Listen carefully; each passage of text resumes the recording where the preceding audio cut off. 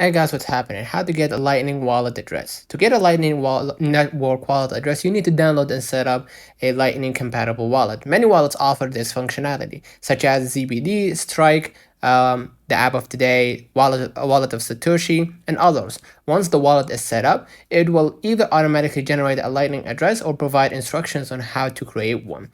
So in my case, I downloaded wallet of Satoshi, simple app that allows you to just receive with one click, right? And generate an address, Lightning address with one click. So after I downloaded, I didn't need even to log in, whatever.